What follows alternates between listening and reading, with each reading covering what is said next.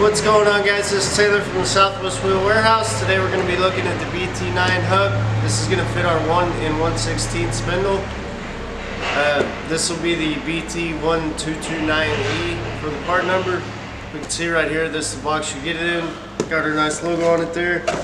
This hub is going to fit most Dexter, Lippert, Alco Hayes axles. It will not fit the marine style axles. So we can see here, we have our 5-lug hub. Our races are already pressed in on both sides.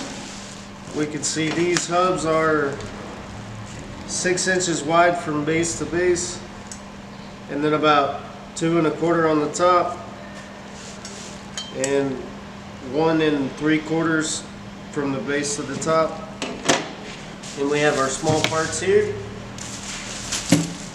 We're going to have our grease cap.